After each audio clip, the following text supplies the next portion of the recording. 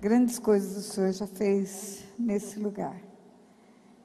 Desde o momento em que houve abertura, Pai, desse evento, o Senhor tem ministrado ao nosso coração.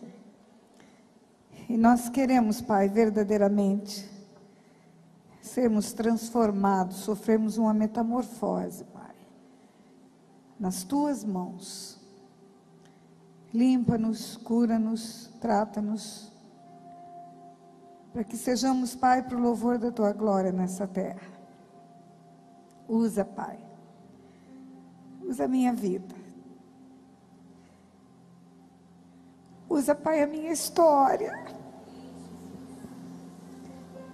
para que o Teu amor seja manifesto e o Teu nome glorificado, Pai, de uma forma muito especial. Senhor, prepara os corações como terra fértil,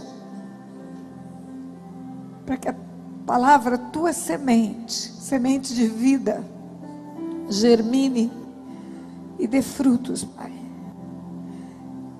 Pai, eu não estou entendendo muito bem, mas algo está acontecendo nesse lugar, Pai. Algo está acontecendo no meio dessas mulheres, algo muito especial, Pai. Desde o momento que eu entrei por esse salão, meu coração salta,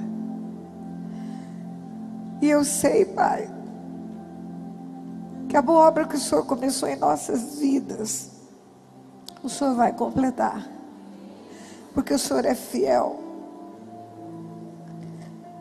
e o Teu amor excede, Senhor, a nossa compreensão. Fala conosco, Pai, toca-nos, toma-nos no colo nessa tarde, Pai. Nós Te pedimos isso em nome de Jesus. Palavra de Deus, em Jeremias, capítulo 29,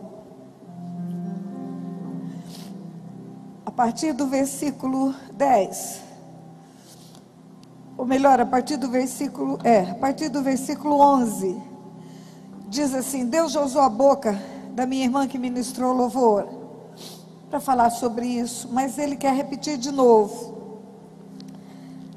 Assim diz o Senhor, é o Senhor que está falando.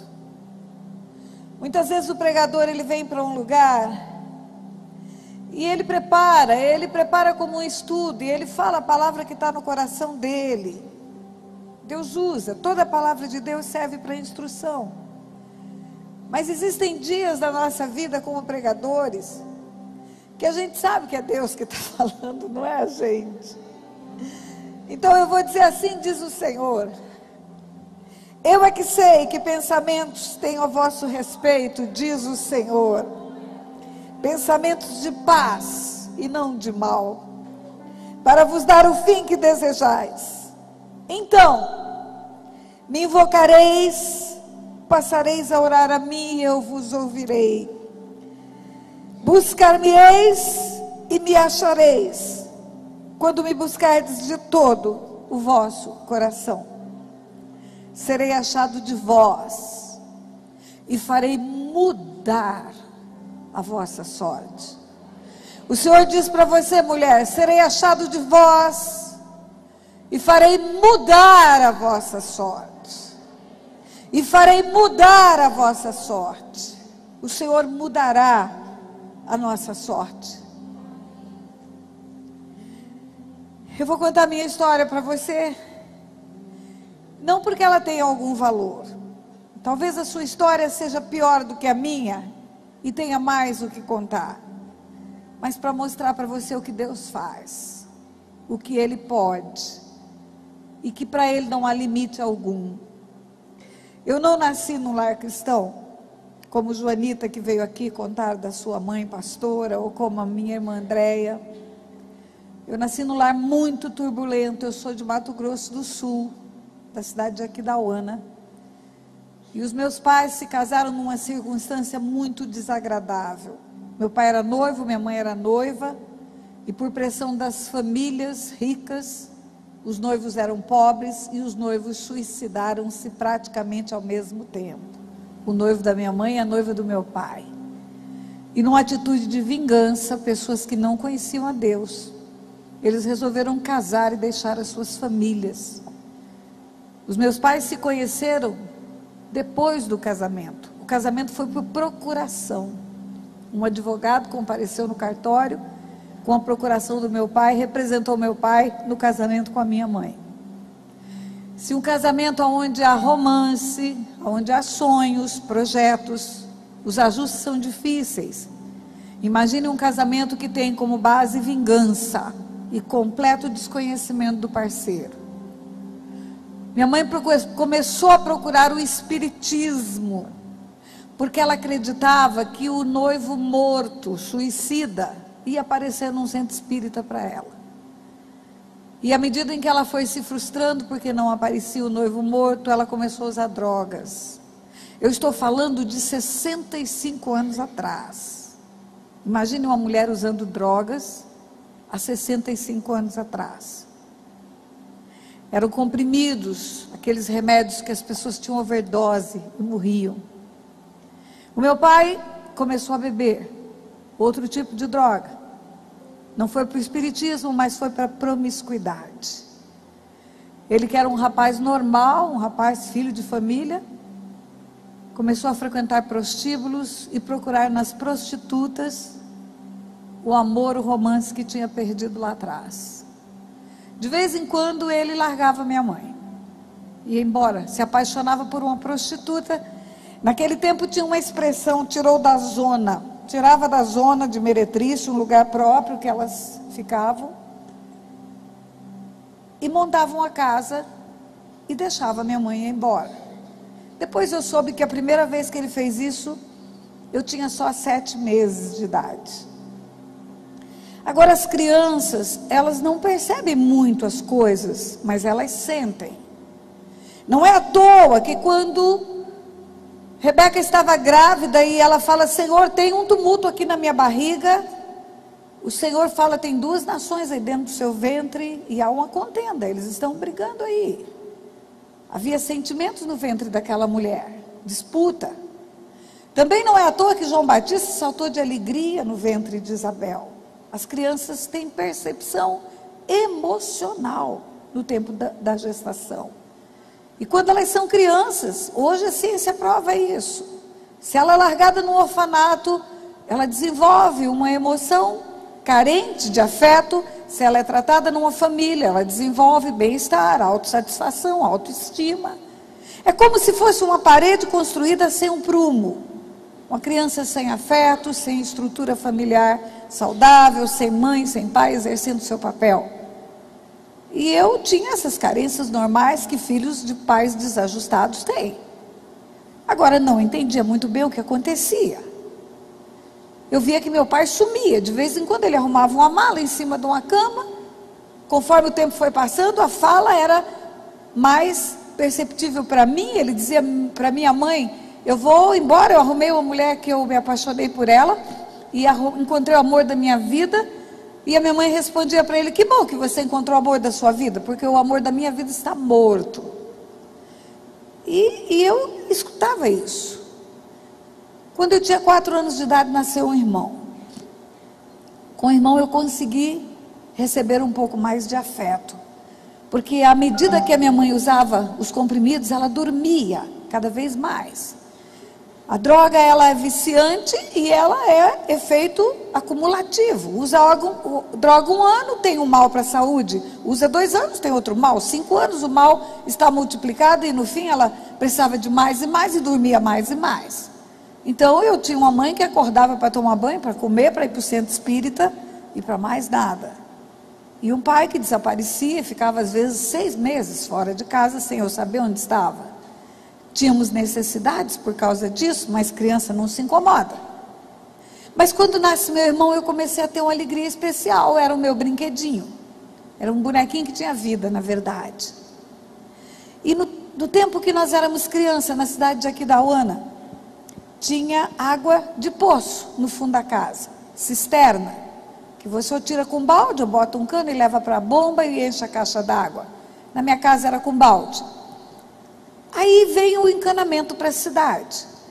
E as pessoas que são cuidadosas tampam aqueles poços. Colocam tampa e faz lá um jardim, alguma coisa, enfim, esconde aquele perigo das crianças. Mas lá em casa não tinha esse cuidado. E um dia eu estava brincando no quintal da casa com meu irmão, ele já estava com 1 ano e meio mais ou menos. A empregada ficava até 3, 4 horas e ia embora. E eu já estava com quase 6 anos de idade. E de repente eu vi o meu irmão de pendurado naquele poço. O tronco sobre o poço, sobre a borda, e os braços e a cabeça já para dentro e as perninhas para fora. E eu corri, puxei meu irmão pelas pernas a tempo dele não cair ali dentro. Naquele lugar, aquele tempo era lixo. A forma como a empregada estava entulhando aquele poço era jogando lixo da casa. Então lá tinha lata, tinha vidro quebrado, tinha lixo de banheiro e proliferava aranhas naquele lugar. De vez em quando a aranha caranguejeira saía, aparecia por lá de fora. E para a criança tudo é muito grande, porque é proporcional ao tamanho dela.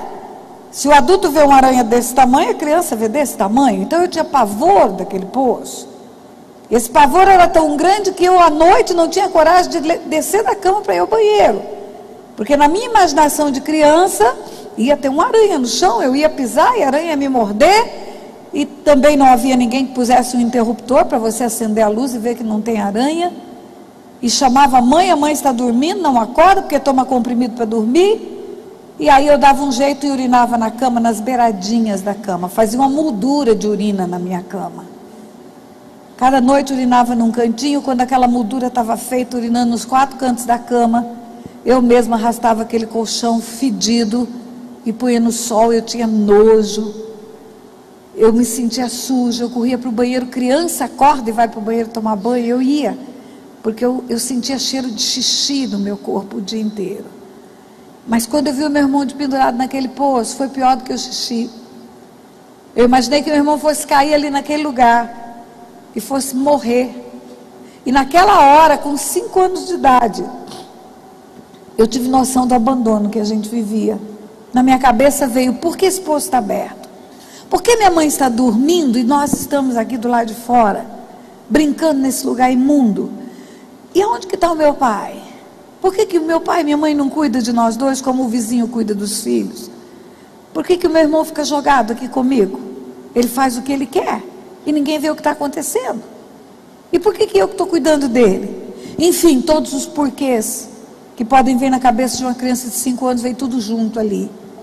E eu entendi que a minha casa não era uma casa normal.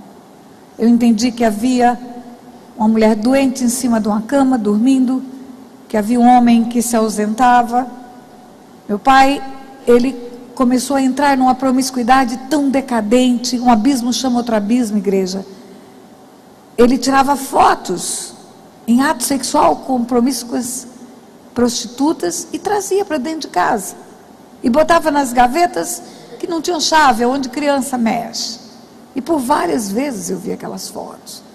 Era como se Satanás quisesse usar aquela situação para afrontar cada vez mais o coração da gente.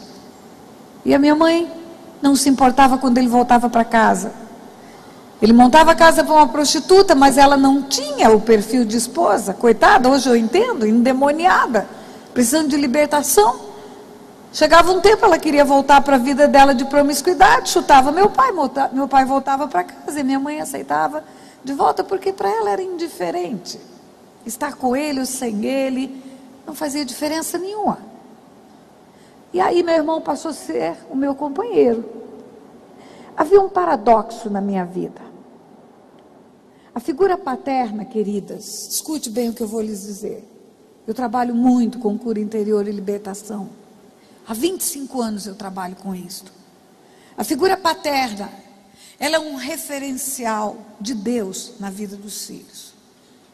Deus coloca o pai para dar uma amostra, é um símbolo, é um sinal e símbolo da paternidade de Deus, um pai dentro de casa.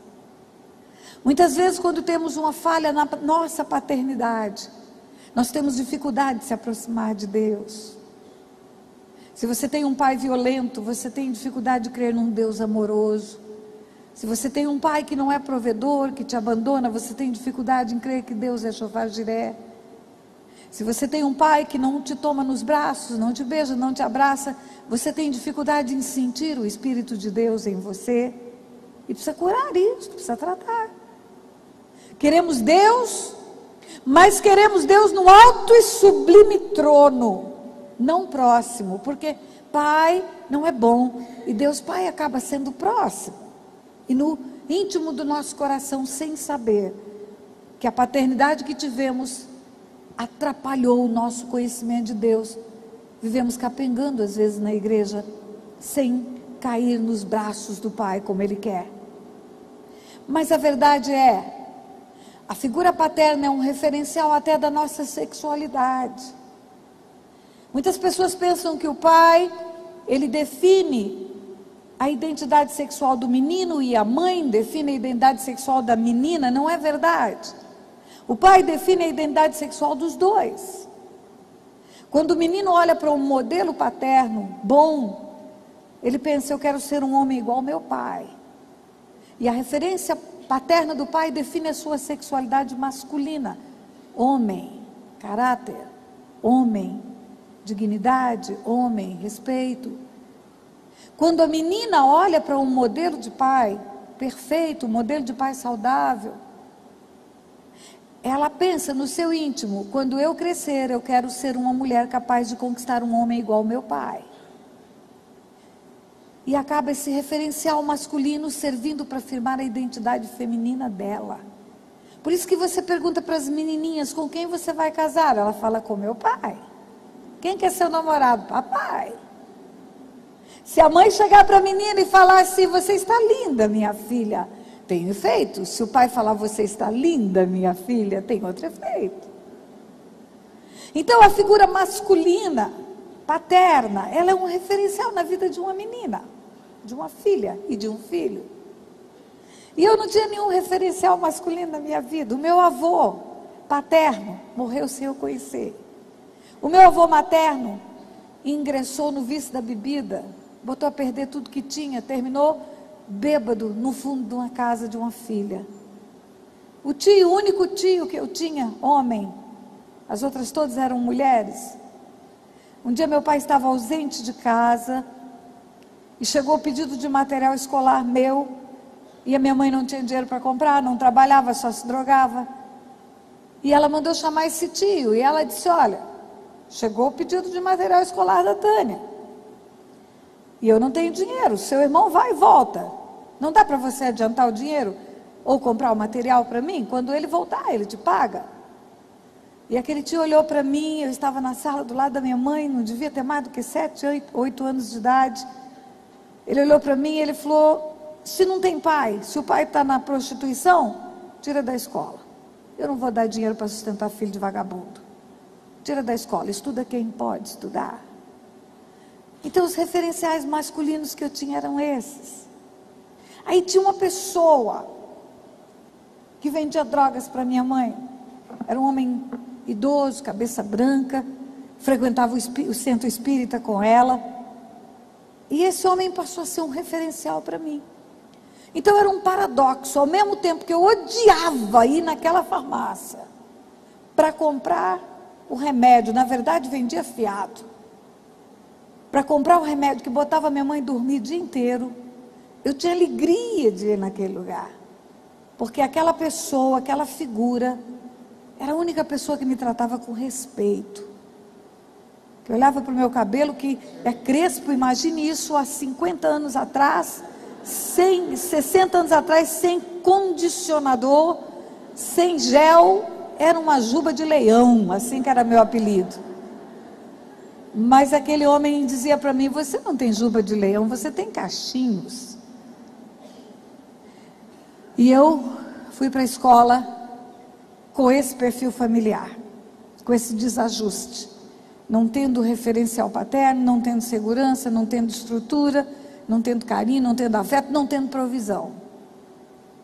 E a provisão é outro capítulo. Porque criança não tem só a necessidade de comida, roupa e remédio. A roupa era pouca.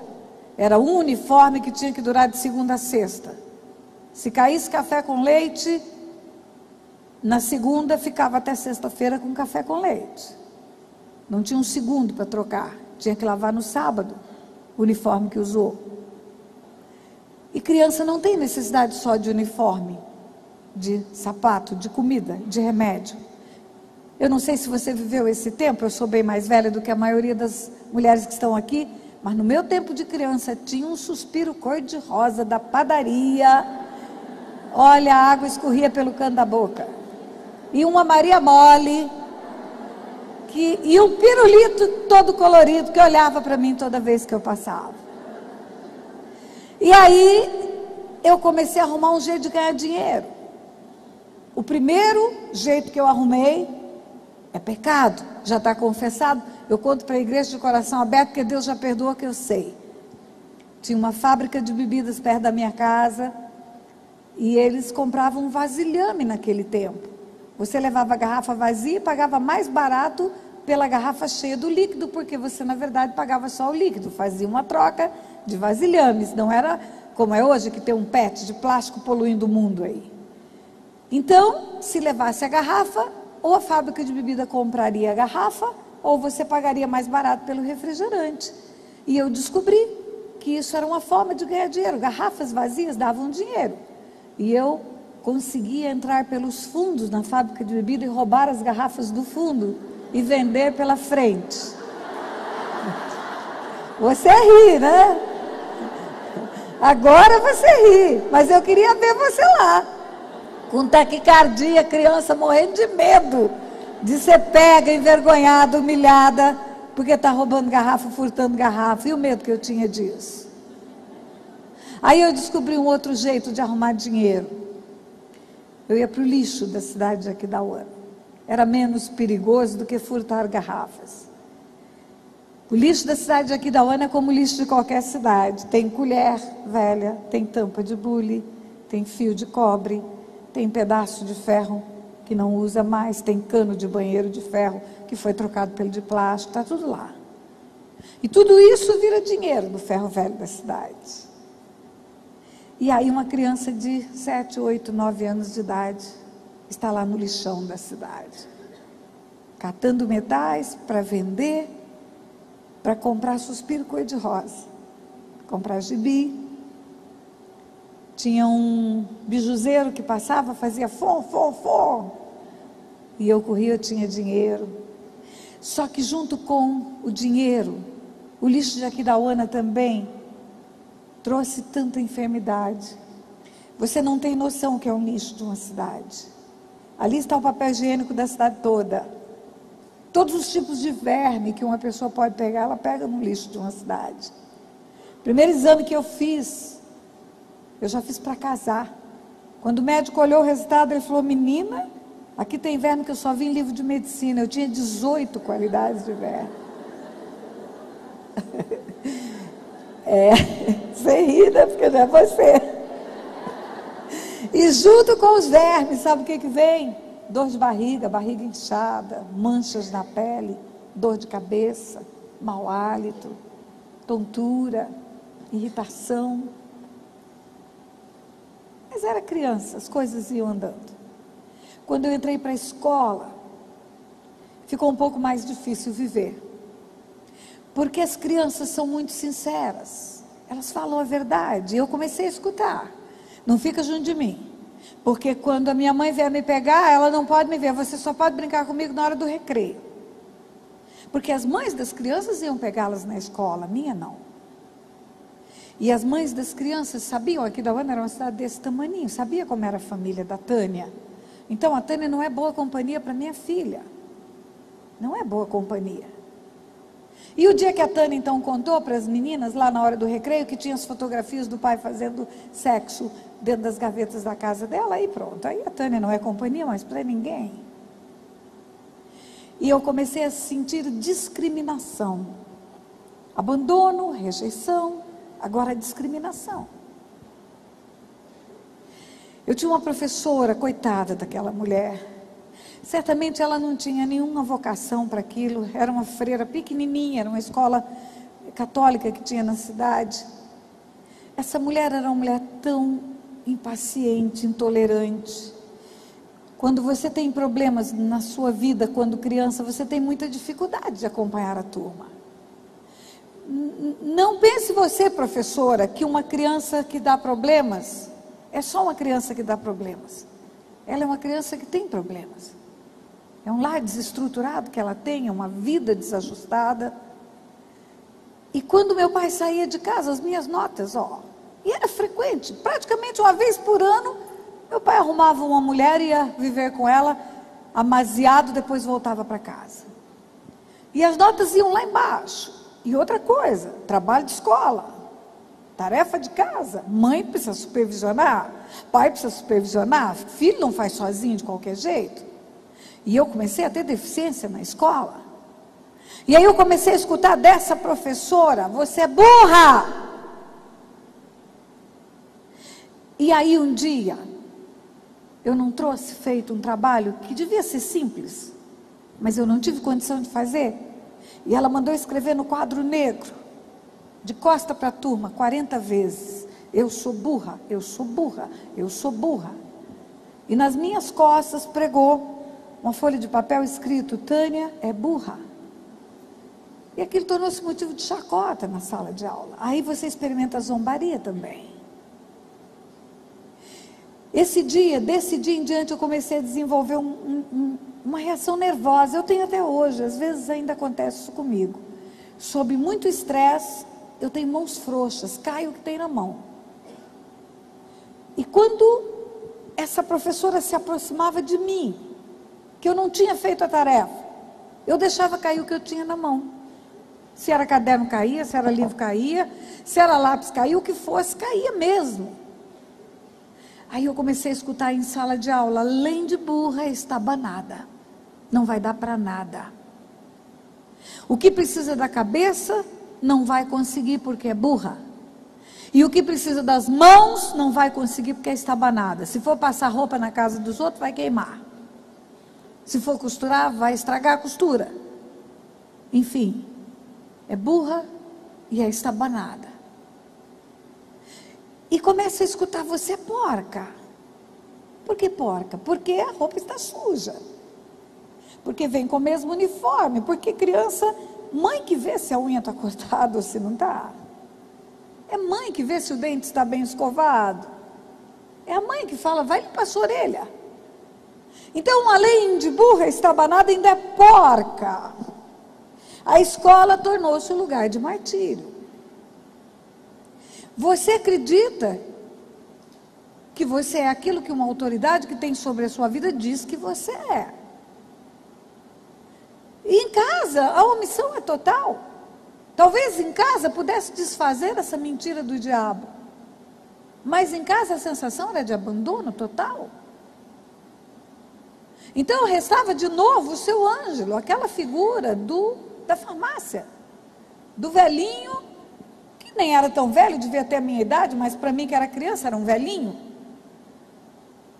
e que me dava um pouquinho de afeto, e de vez em quando um pirulito, uma balinha, alguma coisa assim. E aquele homem ganhou meu coração. Um dia eu cheguei na farmácia, e eu tinha um pouco mais de 9 anos de idade, não tinha 10. E ele disse: vem aqui atrás que eu quero te mostrar algo. E eu fui. Eu confiava nele desde a mais tenra infância. E eu sofri um abuso sexual naquele dia. Daquela pessoa que era a única pessoa que tinha um referencial bom na minha vida. E pior do que o físico, o estrago físico. Pior do que a vergonha que eu passei ali. Pior do que a humilhação foi o que eu escutei. Ele disse: agora você cala sua boca. Porque a sua mãe depende de mim para se drogar. E o seu pai ninguém sabe onde anda. Você fica quieta, porque ninguém vai acreditar em você. E eu corri daquela farmácia para casa. Cheguei em casa, acordei minha mãe, contei para ela.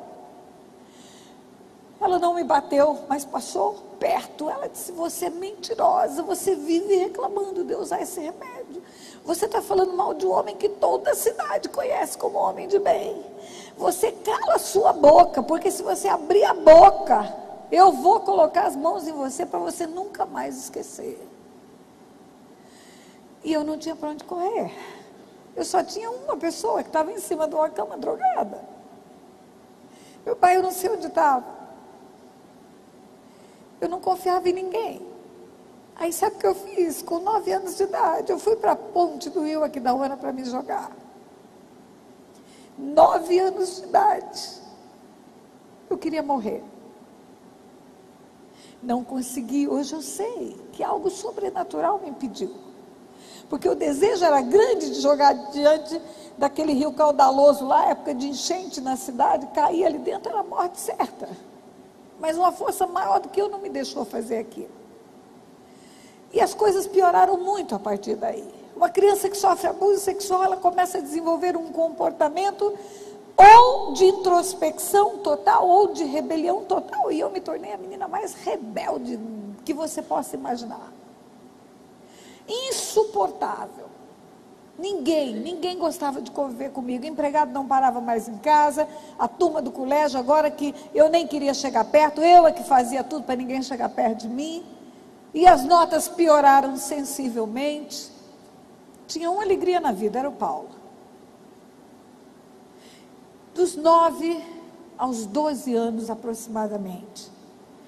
Adolescência, iniciando na minha vida, eu vivi os piores momentos que uma pessoa pode viver. Uma sensação terrível de não ter nenhum valor. É uma mentira do diabo isso, mulheres. Hoje veio uma mulher aqui, vieram 2, na verdade, falar de filhos. A pastora Joanita pregou sobre a história de Ana. Os filhos são herança do Senhor. O fruto do ventre é o galardão. Os filhos não são feitos pelos homens, são feitos por Deus. Se os homens pudessem fazer filhos, Ana não ficaria chorando pelos filhos, ou Raquel não ficava gritando, dá-me filhos, ou Sara esperando filhos. O Senhor faz filhos. Não é só para Jeremias que ele fala, antes que eu te formasse e te colocasse no ventre da tua mãe, eu te conheci. É para todos nós. Antes que ele te formasse, te colocasse no ventre da tua mãe, ele te conheceu. Você veio para uma família como um presente, essa é a verdade. O homem não faz filhos, o homem faz sexo e com as células Deus usa para fazer a cápsula, onde ele vai colocar um espírito e uma alma que ele vai enviar para a terra. E o homem não sabe fazer alma e o homem não sabe fazer espírito, o homem recebe um presente de Deus para cuidar e encaminhar.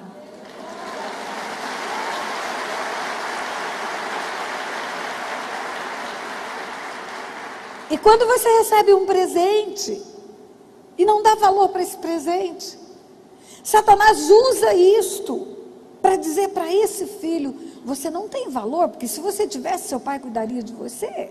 Você não tem valor, porque se tivesse, sua mãe não te daria no orfanato. Você não tem valor, porque senão não teria sido adotado. Mas é uma mentira do diabo. Eu tenho uma joia no dedo, é um anel, é ouro. Ele tem valor pela essência dele. A essência dele é ouro. Agora, se eu for tola, pegar esse anel e jogar naquele canto ali, ele não perde o valor, você entende? Eu é que perco o anel. Se eu for mais tola ainda, pegar esse anel e jogar no vaso sanitário e dar descarga, eu vou perder o anel, mas o anel vai continuar tendo valor no esgoto, você entende isso? Agora, Satanás consegue trazer para o coração de uma criança ferida, porque ela não é amada, ela não tem valor. E a baixa autoestima vai fazendo ela se sentir realmente uma pessoa extremamente sem sentido nesse mundo. E é assim que eu vivi esse período da vida. Se eu tivesse valor, minha mãe não tomaria droga. Se eu tivesse valor, meu pai ficaria em casa. Se eu tivesse valor, não seria afrontado na escola. Se eu tivesse valor, não precisava ir para o lixo da cidade. Se eu tivesse, enfim, eu não tenho valor nenhum. E o diabo, como naquela história da anorexia, onde a modelo olha no espelho e ela vê uma moça feia e gorda, mas ela é magra e bonita, mas ela está vendo uma imagem mentirosa, não é a imagem dela, é outra imagem, é a imagem que o espelho mentiroso está dando para ela, e o diabo dá uma imagem mentirosa para nós, você não presta, você não tem valor, você não tem sentido, e eu estava assim, com ódio de todo mundo, Deus, que Deus? Aonde está Deus? Deus não existe. Porque se existisse aquela freira, não me trataria daquele jeito. Se existisse esse homem que vai para o centro e diz que encontra com Deus, não cometeria o que cometeu com uma criança dentro de uma farmácia. Aí, um dia eu peguei meu irmão, tínhamos dinheiro, eu tinha conseguido muito dinheiro no Ferro Velho aquele dia. Eu disse, nós vamos tomar sorvete no centro da cidade. Primeira sorveteria que abri aqui da Uana, tinha uma praça. As pessoas faziam um fute na praça, um passeio na praça. Mulheres passeavam de um lado e homens passeavam do outro, assim que era paquera antigamente. Não tinha paquera pela internet, era na praça da cidade. E eu peguei o meu irmão, compramos um sorvete para cada um. Eu peguei na mão dele, eu estava com 12 anos, ele com 8, e fomos dar uma volta, no sentido das mulheres. Terrível ideia que eu tive. Até hoje eu não sei dizer para você o que aconteceu. Eu não sei se alguém bateu nas minhas costas propositadamente, não sei se uma criança brincando de pique-esconde tropeçou e me bateu, não sei se alguém que estava atrás de mim tropeçou e, para não cair, se apoiou em mim. Eu sei que de repente eu senti 2 mãos nas minhas costas, batendo muito forte. E eu fui impulsionada para frente. Com essa mão eu segurava na mão do Paulo e com essa mão eu tinha um sorvete. E o sorvete bateu no traseiro da mulher que estava na minha frente. Queridos, até hoje eu lembro daquela mulher. A memória emocional da gente é um negócio sério. Até hoje, quando eu passo numa cidade perto do lixão, eu sinto dentro do meu carro o cheiro do lixo. Se eu for no cinema, vejo um lixão, eu sinto o cheiro do lixo no filme. Até hoje eu lembro do rosto daquela mulher. Aquela mulher virou quando ela sentiu o gelado no traseiro. E ela começou a gritar comigo no meio da praça, mas aos berros. E o povo começou a parar. Ela gritava assim, só podia ser você. Só podia ser filha de uma mulher drogada e de um vagabundo, porque não tem um pingo de educação. E não adianta nem eu tirar essa roupa e levar na sua casa e esfregar lá na cara da sua mãe para lavar, porque a sua mãe está drogada, é capaz de estragar minha roupa. E o povo começou a olhar. E de repente eu olhava para os rostos das pessoas, com 12 anos de idade, a idade da filhinha da pastora. E eu esperava que alguém dissesse, fui eu. Ela não fez nada, fui eu. Mas ninguém falava nada, e aquela mulher aos berros, e algumas pessoas dando risada. E eu senti um lixamento público ali, eu morri de vergonha. Peguei meu irmão pela mão, puxei, corri, cheguei em casa, abri a porta do quarto da minha mãe, ela estava dormindo, dormia o dia inteiro. Eu falei, olha, não conte mais comigo para nada, eu estou saindo da escola hoje, eu não estudo mais, eu sou burra mesmo, já reprovei 2 anos, e agora na praça da cidade eu sofri humilhação por causa da senhora, por causa do meu pai. Repeti para ela o que eu tinha ouvido e falei, e não me peça para ir nem comprar nem água mais, porque eu não dou um passo fora de casa. Hoje eu sei que eu entrei em depressão, porque ninguém fica dos 12 aos 14 anos trancado dentro de um quarto, igreja. Ninguém. Eu saía daquele lugar para tomar banho e para comer. E me enfiava de novo naquele quarto. Um dia eu estava com 14 anos de idade. Meu pai chegou e ele falou algo que eu escutei do meu quarto. Ele era funcionário do Banco do Brasil já nessa época. Ele disse para minha mãe, olha, nós vamos embora. Eu arrumei uma gerência numa cidade chamada Guia Lopes da Laguna. E nós vamos mudar para Guia Lopes. Meu Deus, eu escutei mesmo isso. Nós, ele está incluindo a gente na mudança dele. Eu falei, meu Deus, é um tempo novo, vai mudar, as coisas vão mudar. Meu Deus, não, porque eu não acreditava em Deus. As coisas vão mudar. Ah, vão. Porque se ele vai para outra cidade, onde ninguém conhece a vida que ele levou, onde não tem aquela farmácia, aonde eu fui abusado, onde não tem aquela praça, onde eu fui humilhado, onde não tem aquela escola que eu odeio, pode ser que comece algo novo na minha vida. Pode ser que comece algo novo ali. Pode ser que minha mãe nem se drogue mais. De repente, ele e ela vão viver normal, como toda a família que mora aqui na rua que eu moro. E fomos embora para Guia Lopes da Laguna. Nada mudou na vida do meu pai e da minha mãe.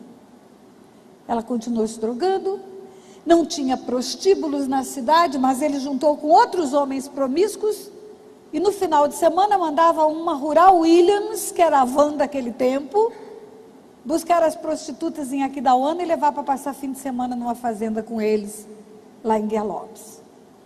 Em Aquidauana, meu pai não tinha carro.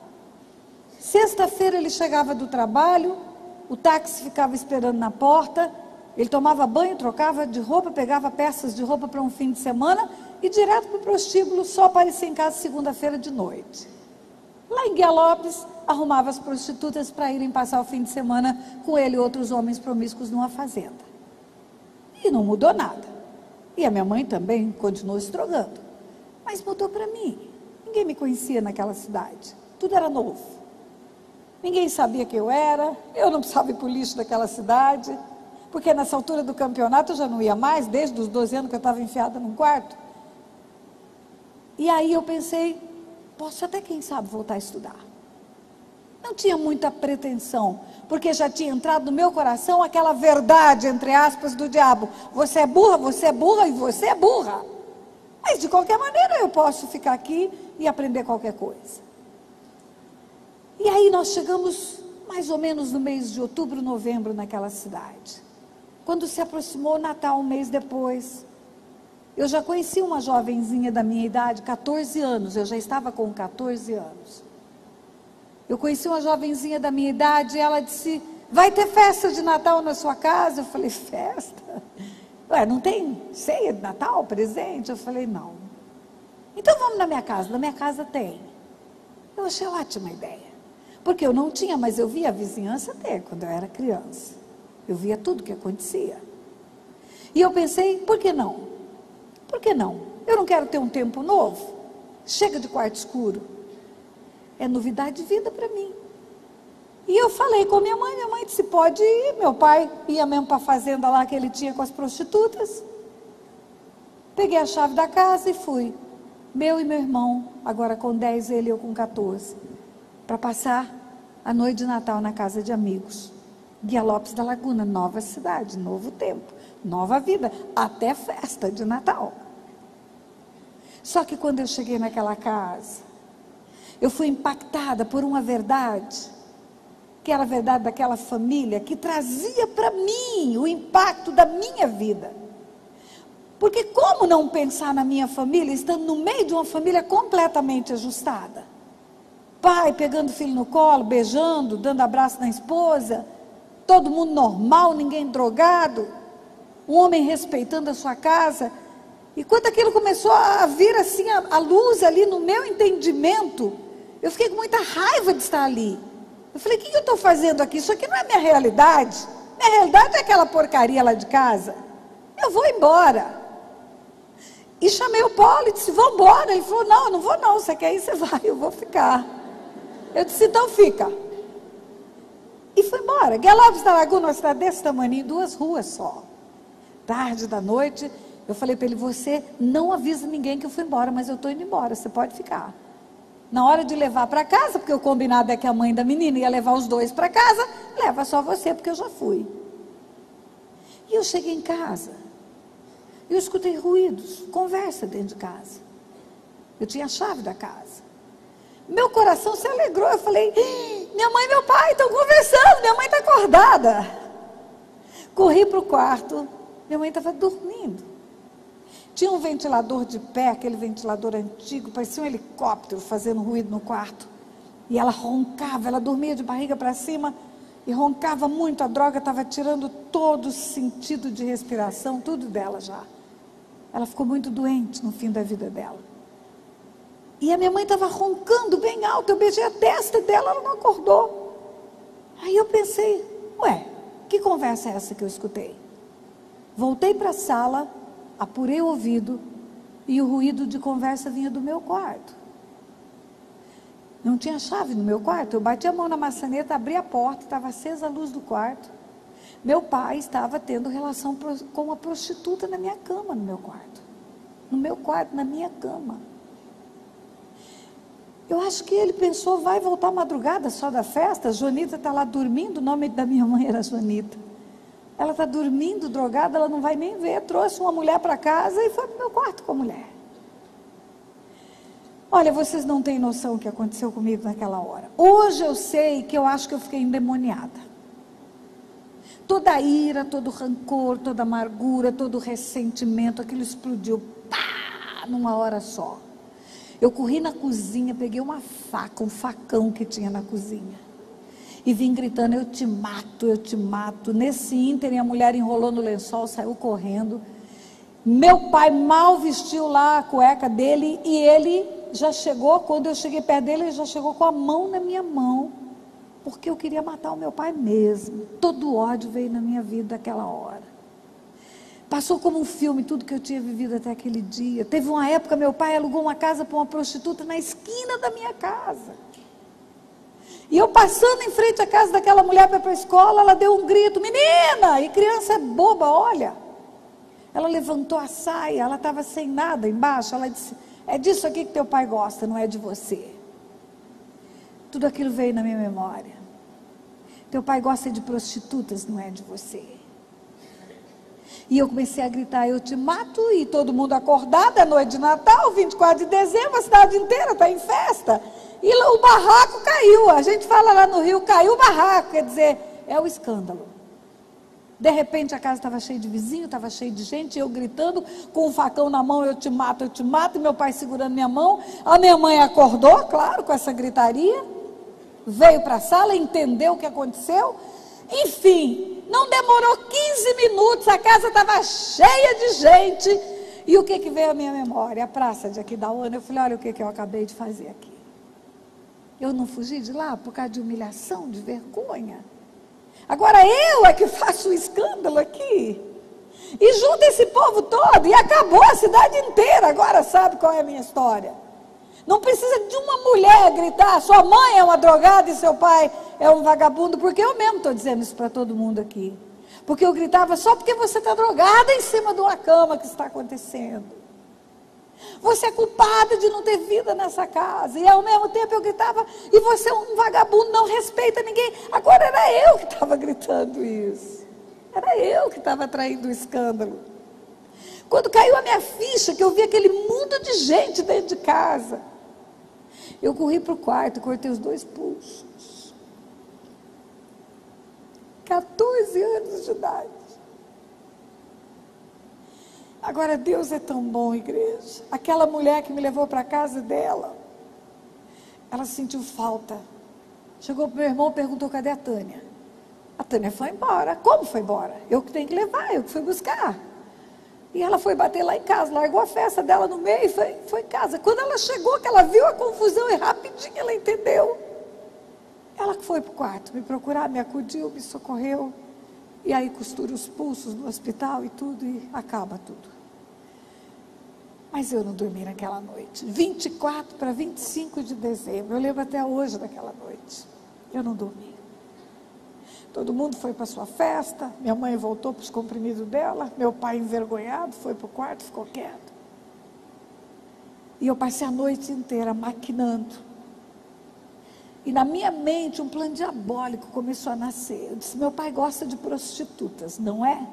Ele acaba de dar uma prova disso. Não importa a esposa, não importa filho, não importa nada, nem o nome dele. Meu pai agora é um gerente do Banco do Brasil aqui nessa cidade. Ele não está preocupado com isso. Meu pai gosta mesmo de prostitutas, pois então tá. Eu vou me tornar uma prostituta. Eu vou me entregar para metade dos homens dessa cidade. E quando eu estiver deitado com a metade dos homens dessa cidade, eu vou chegar para ele e vou dizer, o senhor não gosta de prostitutas? O senhor tem uma aqui dentro de casa, sua filha. É claro que hoje eu sei que isso é um grito de socorro.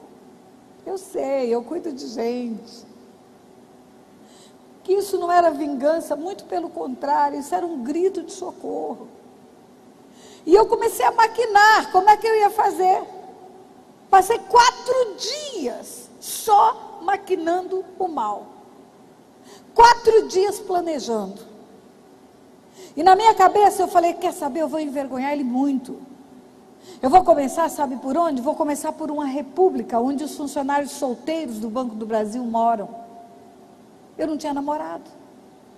Ali tem 5 ou 6 rapazes solteiros, e eu vou começar me entregando para quem trabalha junto com ele no banco. Quando eu for contar para ele, eu vou dizer, sabe por onde que eu comecei? Pelos seus funcionários. No dia 28 de dezembro, eu enchi a cara.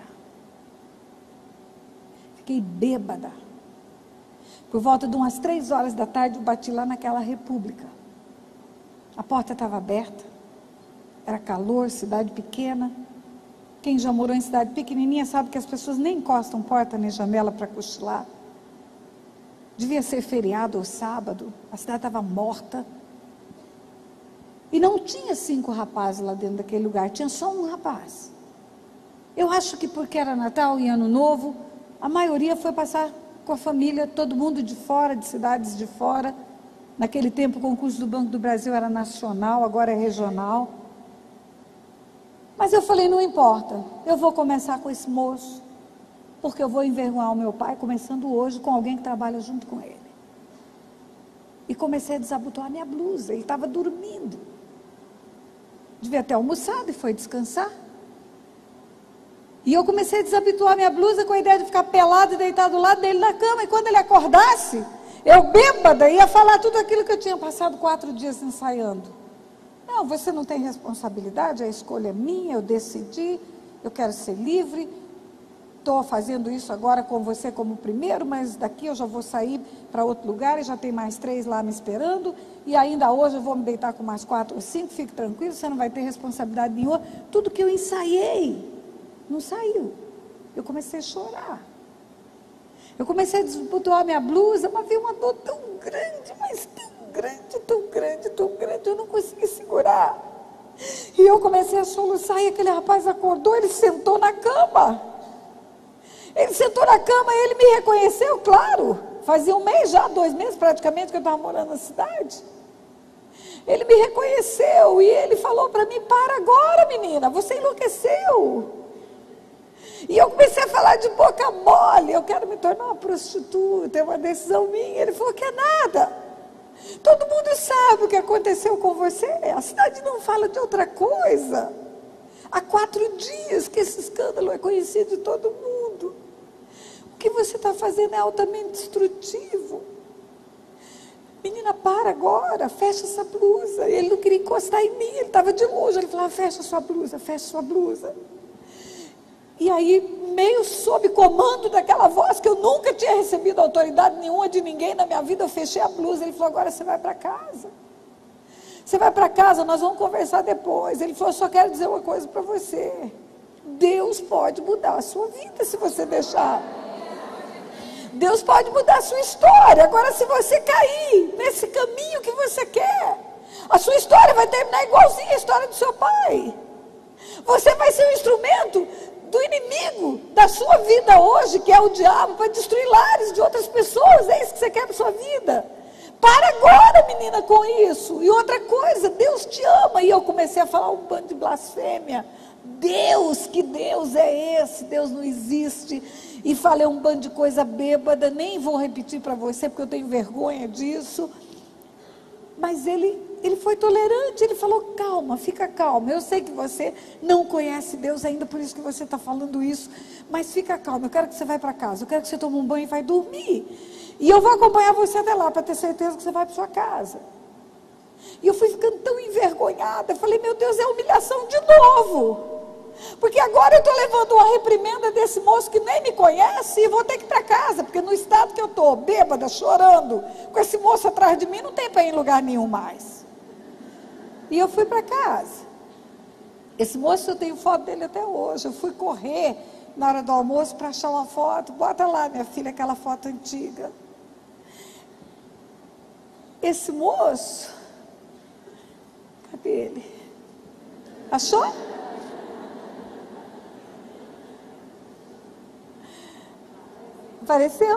Apareceu lá. Então, esse moço era jovem ainda. Ele era muito jovem. Mas ele tinha princípios cristãos.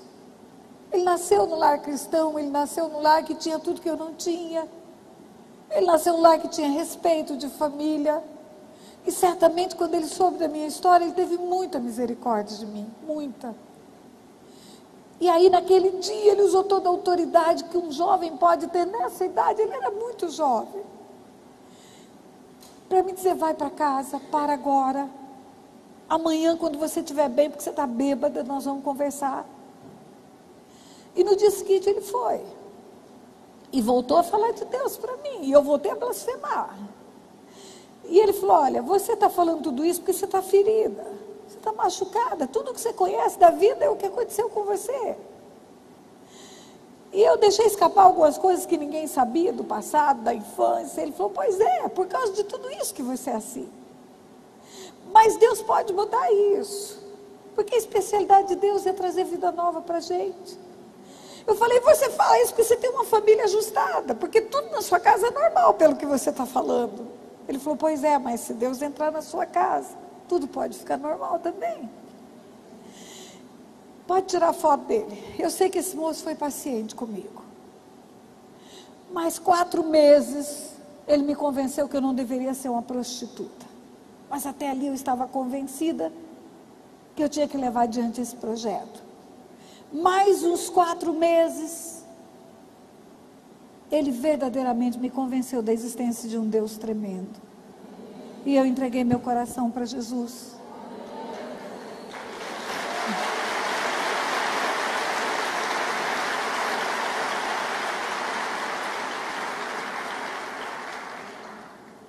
Mais um ano, a gente estava namorando. E mais um ano a gente estava casando.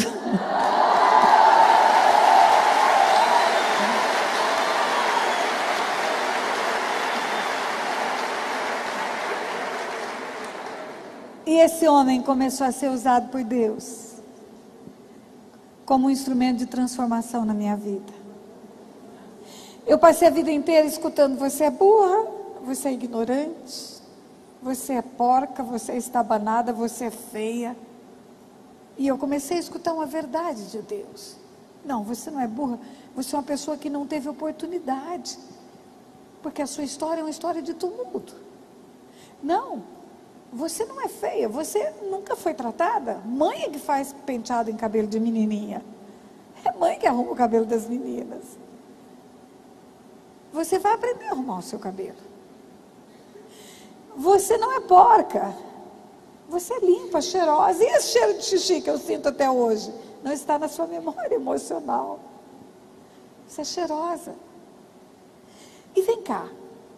Por que você não volta a estudar? Mas agora eu tenho filho. Simone já tinha nascido. Nossa filhinha nasceu em dezembro. Março começaram as aulas. Tinha 3 meses só. 2 meses e pouco. Ele disse, eu fico com a Simone para você estudar. Vamos, termine pelo menos o ginásio que parou no primeiro ano do ginásio, aquele tempo, ensino fundamental, era 4ª série de ginásio, estava no ensino fundamental. E aí eu fui me matricular numa escola, Guia Lopes da Laguna. Escola, professora Salomé de Melo Rocha, aquele grupo escolar antigo, janelões. O meu marido saía do trabalho cansado do banco e ficava com a neném para eu poder estudar, e a neném chorava, e ele ia com a neném para a rua, e de dentro da sala de aula eu via ele com a neném, e ele com a neném me via na sala de aula, e ele falava para ela, não chora não, ela, mamãe está lá dentro, não chora não, dorme aqui, dorme aqui. E eu via aquela cena, era frio, o baço abriu frio, ela toda encapuzada, ele cansado, tinha saído do banco aquela hora. Aí eu chegava em casa e dizia, vou parar. Ele falava, não, não para não, ela vai crescer, ela vai acostumar. E não deixou parar. E eu terminei o ginásio. E daqui a pouco eu estou grávida de novo. 3 anos depois, nasceu minha primeira filha, nasceu o segundo filho. Aí, não tem mais nada na mesma cidade, só tem uma outra cidade, o Normal. Uma cidade mais ou menos perto, dá para ir de ônibus, todo dia para a escola e voltar para casa. Mas, ó, eu estou barriguda. Ele disse, leva a barriga para o Normal. Pronto. E eu levo a barriga para o Normal, e eu faço o Normal. E aí nasce o segundo filho. E termina o Normal, aí nós fomos para uma cidade chamada Poxorel, Mato Grosso. Ele foi ser subgerente já, a carreira dele já estava em ascensão. Lá em Poxoré um dia ele chegou e disse assim para mim: Tânia, você sabe que é um desperdício uma pessoa como você não fazer faculdade. Eu vou fazer a minha inscrição para agências de uma cidade grande para você poder estudar. Mas eu não podia imaginar que ele ia renunciar à carreira dele para isso, porque ele já era subgerente. Para ele ir para o interior, ele tinha que cair 2 postos na carreira, senão ele não conseguiria ir para a capital. Pois ele caiu 2 postos na carreira. E um dia chega do banco e diz: nós vamos para o Rio de Janeiro. Mas Otto, como? Ele falou: já chegou a transferência. E lá no Rio de Janeiro você pode estudar. E eu cheguei no Rio de Janeiro, bom, nessa altura eu era professora, formada na Escola Estadual Normal de Jardim, Mato Grosso do Sul. Então eu posso arrumar emprego no Rio de Janeiro como professora, claro, é óbvio. Aí pega o meu currículo de Escola Normal Estadual de Jardim e vai bater na porta das escolas no Rio de Janeiro. Até algumas tinham entrevista e a diretora falava assim: qual é a sua formação mesmo? Normal. E depois do normal? Nada. E você acha que você vai dar aula só com curso normal aqui no Rio de Janeiro? Não, mas eu fiz o normal bem feito, eu era aluna do 3º ano e era professora do 1º, de tão boa que era a minha nota. É verdade, para a escola não fechar. Imagina que escola era essa. O aluno é que dava aula. A mulher olhava para mim. Enfim, bati em várias escolas. Minha filha, um dia uma mulher foi sincera: você tem que fazer pedagogia, você tem que ter um curso superior, se possível fazer ainda um pós-graduaçãozinha, para você, uma pós, para você poder arrumar emprego no Rio de Janeiro. Não é assim não, minha filha. Aí eu falei: pronto, eu preciso trabalhar. Nessa altura do campeonato, meu pai tinha ido embora de vez. Ele foi, voltou, foi, voltou, foi, voltou. Um dia ele foi e nunca mais voltou. E quando ele foi e nunca mais voltou, meu irmão estava nas drogas. E ele teve uma overdose de LSD e enlouqueceu. E quando ele enlouqueceu, ficou a minha mãe e meu irmão doentes, precisando de dinheiro, de recurso. Meu pai sumiu no mundo. Agora eu tinha que mandar dinheiro para minha mãe também. E eu preciso trabalhar. Eu não posso ficar desempregada. Meu Deus, o que eu vim fazer no Rio de Janeiro? Aí um dia eu comecei a procurar emprego no jornal. Jornal do Brasil, o Globo, sai aqueles classificados, mas a resposta era sempre a mesma: sem qualificação não tem trabalho, sem qualificação não tem trabalho. E um dia eu abrindo o jornal, página do meio, dupla, concurso para o Banco Central do Brasil. E o nível que abri concurso era ensino médio, normal ensino médio. Eu acho que eu vou fazer esse concurso, mas eu não sei, nesse lugar da inscrição, tem um primo que mora no Rio: Augusto, me leva, que eu quero fazer inscrição para um concurso, eu pago o seu combustível. E ele me pega em casa, me leva no caminho, ele fala: você vai fazer concurso para a escola? Eu falei: não, Augusto, eu estou desistindo de escola. Eu vou fazer concurso para o Banco Central do Brasil. Quase que ele bateu o carro. O quê? Tânia, você enlouqueceu? Banco Central do Brasil? Você sabe o que é Banco Central? Ah, eu sei, é o banco dos bancos. Pois é, Tânia. Pessoal do Itaú, do Bradesco, da Caixa Econômica, do Banerj, até até do Banco do Brasil faz concurso para entrar para o Banco Central. Todo mundo quer entrar para o Banco Central. E você acha que você vai passar com um curso normal feito em Jardim? Eu falei: Augusto, se Deus quiser eu passo. E eu passei.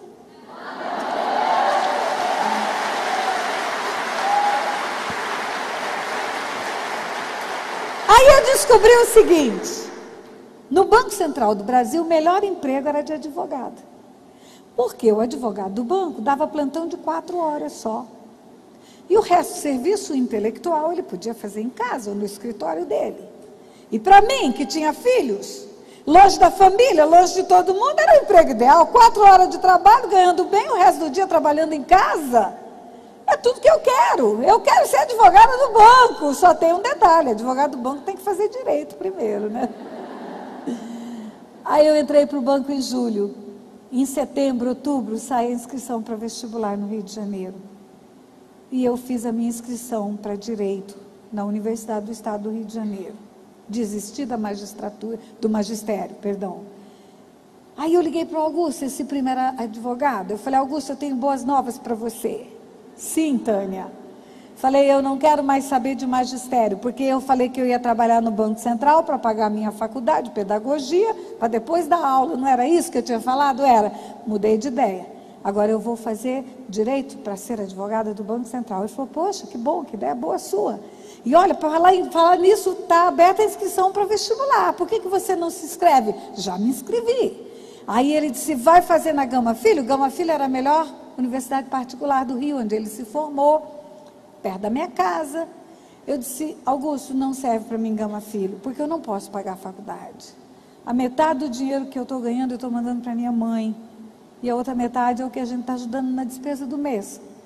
Então eu fiz vestibular para uma faculdade, inscrição para uma faculdade só, que fica no meio do caminho entre a minha casa e o Banco Central, que é a Universidade do Estado do Rio de Janeiro. Aí ele falou, você enlouqueceu agora de vez. Aí enlouqueceu. Ele falou, Tânia, você vai perder a oportunidade, anula essa inscrição e faz outra.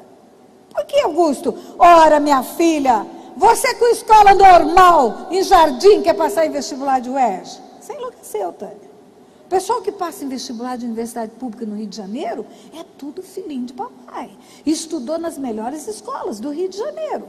Todo mundo tem cursinho pré-vestibular. E você vai fazer um vestibular desse, vai passar? Eu falei, eu também sou filhinha de papai. E se papai quiser, eu vou passar.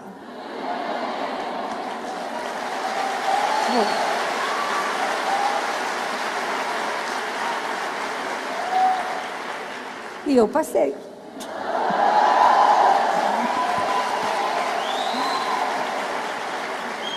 Aí, vai fazer direito. Sacrifício com filho, com casa, saindo de casa com marmita na bolsa. A faculdade era de manhã, porque eu não queria estudar à noite, eu queria ter convivência com meus filhos. Eu sofri tanto na carne, não ter uma família presente. Falei, não posso ficar o dia inteiro trabalhando, ainda de noite, ir para uma faculdade, vou ver meus filhos só hora que acorda, hora que dorme, não quero isso para a minha vida. Aí eu falei, bom, eu vou chegar para o meu chefe, porque eu já estava ganhando uma comissão. Banco Central do Brasil, quem trabalha expediente integral ganha mais 40% do que quem trabalha meio expediente. Eu vou chegar para o meu chefe e vou dizer que eu posso trabalhar só meio expediente, porque eu passei na faculdade a partir de março, quando as aulas começarem, e eu vou juntar dinheiro de agora até março. Quer dizer, o resultado da faculdade, do vestibular, sai em novembro, dezembro, até março dá para juntar um dinheirinho para aguentar um pouco aí. Aí eu fui conversar com o meu chefe. Falei para ele, eu tenho duas notícias para o senhor, uma boa e uma ruim.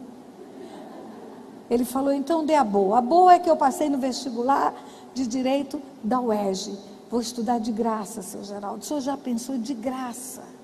Não vou gastar um tostão para fazer faculdade. Vou estudar na biblioteca da cidade, não preciso comprar livro. Mas vou estudar de graça. E a ruim, seu Geraldo, é que o senhor vai perder uma funcionária, que o senhor precisa ter alguém de tempo integral. E eu vou perder 40%, e o senhor vai perder uma empregada, mas eu não posso dar noite, seu Geraldo, eu preciso cuidar dos meus filhos. O senhor sabe, eu tenho uma criança e tenho uma pré-adolescente. Aí ele olhou bem para mim, e até hoje eu lembro da olhada daquele homem. Ele falou, vou te contar um segredo, minha filha. Eu tenho 3 filhos que não quiseram estudar. 2 moças e um rapaz, que faz o que quer da vida. É balada, é noitada, é dormir até tarde. E eu estou aqui na minha frente com uma mulher, mãe de 2 filhos, dizendo que quer estudar. Você quer saber de uma coisa? Fica aqui, você vai ganhar uns 40%, chega a hora que der para chegar.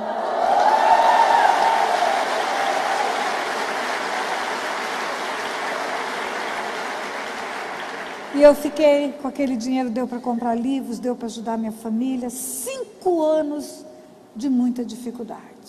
Aí termina direito. Mas não é automático. Você termina direito e vira advogado do banco. Tem concurso para advogado do banco. E o concurso tinha 3 vagas. Uma em São Paulo, no Rio e em Brasília. E para ficar no Rio, eu teria que passar em primeiro lugar, porque quem passasse em primeiro lugar ia escolher o Rio de Janeiro, claro.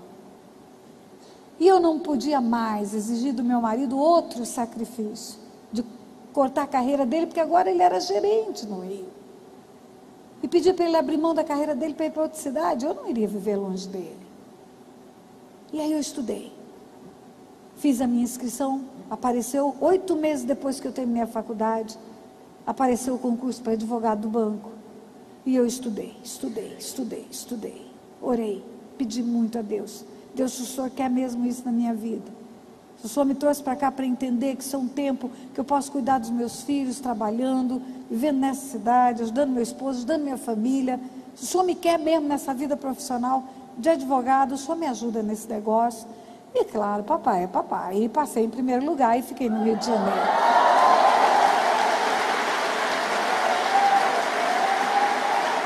Aí pronto. Pense, a menina do lixo de Aquidauana agora é advogada do Banco Central do Brasil. Tudebom.com, não acha? Assessoria de uma diretoria do banco, assessora da diretoria da área bancária. Gente, vocês não têm noção do que eu sentia quando eu entrava naquele prédio. Aí um dia, como advogada do banco, pouco tempo como advogada do banco, eu fui para um evento promovido pela FENABAN, advogados de todos os bancos, e o advogado do Banco Central eu fui. A discussão era a inadimplência no sistema financeiro, contratos. Enfim, eu fui representando uma diretoria do banco como advogada. E lá eu conheci uma juíza, e eu era uma juíza crente. E eu me apaixonei por aquela mulher, conversamos muito, eu vi o olho daquela mulher brilhar quando ela contava que ela aplicava a justiça dos homens com o temor da justiça de Deus. Quando ela contava que ela estendia a mão sobre os processos para orar antes da hora da audiência. E eu falei, Deus do céu, que espetáculo, uma juíza na terra, vivendo debaixo do temor de Deus e sendo instrumento de Deus para julgar a injustiça dos homens. Conversei muito com ela, fiquei ali linkada com ela numa amizade grande. Eu sei que ela foi embora, ela é de Recife. Não passam 3 meses, eu recebo um envelope pardo na minha mesa. Era o edital do concurso para juiz no Rio de Janeiro, juiz federal trabalho, no Rio de Janeiro. Ela não escreveu bilhete nenhum, ela botou um cartão dela desse tamaninho e escreveu no verso assim, por que não tentar? E botou uma interrogação. Olha, você já leu alguma coisa que cresce assim no seu olho? Aquele por que não tentar ficou do tamanho da minha mesa. Eu fechei ligeiro, aí abri, olhei, eu fechei ligeiro. E cada vez que eu abri, aquilo crescia. E eu cheguei em casa, falei para o Otto, imagine, doutora Conceição mandou isso aqui para mim. Ele olhou bem para mim e falou, por que não tentar?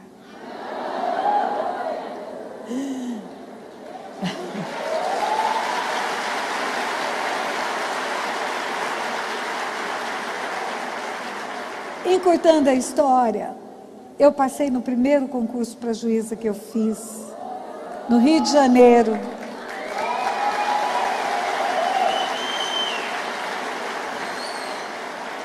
Queridas, escute o que eu vou dizer para vocês. No dia da minha prova oral, todas as provas de um concurso público para juiz são públicas, são eliminatórias, perdão. Todas as provas são eliminatórias. A última prova é pública, é uma audiência pública, a prova oral. Você é inquirido publicamente, com plateia. Todo mundo tem torcida, são advogados renomados, conhecidos na cidade. A minha torcida era composta de 4 pessoas, era meu marido, minha filha, meu filho e a minha neta correndo pelo meio do salão. Porque a minha filha estava grávida já do 2º filho. Quando eu passei no concurso para juíza, eu já era avó, estava esperando o 2º neto. Primeiro dia que eu entrei na Avenida Presidente Vargas, na Avenida Rio Branco, para ir para o tribunal, veio à minha memória tanta coisa. Eu lembrei do primeiro dia que eu entrei naquela avenida com o Jornal do Brasil na mão, para procurar emprego. O dinheiro que eu tinha na mão, porque eu estava desempregada, e a minha mãe precisando de coisas, de bênçãos, meu marido trabalhando duro, mas não podendo sustentar a nossa casa e a casa da minha mãe. Eu ia com dinheiro para comer um pastel e tomar um caldo de cana no centro do Rio de Janeiro. Era certinho, era o dinheiro do ônibus de ida, de volta, um pastel e um caldo de cana. O dia que eu entrei na avenida pela primeira vez, com meu carro, na Avenida Rio Branco, uma avenida enorme no Rio de Janeiro, Deus falou comigo. Ele falou, filha, Você está vendo isto? Eu já vi isso lá atrás. Os meus pensamentos são mais altos do que os seus. Os meus caminhos são melhores do que os seus. Tudo isso eu já planejei no meu coração para você, muito antes de você me conhecer. Meninas, se aparecesse um anjo do Senhor, naquele lixo da cidade de Aquidauana, o anjo falasse assim: menina, escuta o que eu vou dizer para você. Você vai sair desse lixo. Você vai sair desse lugar de humilhação. O Senhor vai enviar um filho dele para falar do amor dele para você. E mais, o Senhor vai te dar honra. Você já foi tão desonrada nessa vida. O Senhor vai colocar honra na tua vida. O Senhor vai curar você. Vai tratar as suas feridas. Vai tratar a sua verminose. O Senhor vai levar você para uma cidade grande. Você vai estudar. Você vai ser advogada. Você vai ser juíza no Rio de Janeiro. Agora, melhor do que ser juíza, sabe o que o Senhor vai fazer? O Senhor vai levar você para cuidar de pessoas abusadas sexualmente. E sabe o que mais o Senhor vai fazer? Vai levar você para pregar novidade de vida, não só na sua terra, que é o Brasil, mas em muitos lugares desse planeta. Você sabe o que eu ia falar para aquele anjo? Eu ia falar: anjo, você está completamente enganado. Você está vindo no endereço errado e você está falando para a menina errada, porque isso é impossível de acontecer. Mas não é. Não é quando o Senhor diz: buscar-me-eis e me achareis, se me buscardes de todo o vosso coração, serei achado de vós e farei mudar a vossa sorte. Ele pode fazer isso com qualquer pessoa. Não é o Senhor que nos empurra para a queda, é o diabo que usa tudo que ele tem nas mãos para nos destruir. Mas quando estamos fora do esconderijo do Altíssimo, o inimigo encontra lugar para chegar na nossa vida. A minha história é muito maior do que uma tarde. Mas eu quero dizer para você que meu pai, 29 anos depois que deixou a minha mãe, ele voltou para casa. Ele se converteu. A minha família inteira se converteu. Meu irmão, meu pai, minha mãe, hoje eles estão dormindo no Senhor. Mas eu quero dizer para você que o diabo trabalhou ardentemente para destruir a minha vida desde o meu nascimento. E eu acreditava em tudo que eu vivi. Eu acreditava que aquilo era o que Deus tinha permitido e o que Deus estava dando o aval para Satanás na minha vida, mas não é verdade. Na verdade, o Senhor estava querendo que eu viesse para Ele, para mudar a minha sorte. E quando eu penso a forma que Deus fez isso, queridos, vocês não têm noção do que Deus fez, porque o Otto, meu esposo, de uma família cristã séria, a mãe dele converteu-se aos 15 anos de idade, ele viveu o evangelho desde a infância dele, por isso ele aguentou aquele dia que eu fui lá me oferecer para ele. Porque se eu sou bonita agora, imagina com 14 anos, o chuchu que eu não era.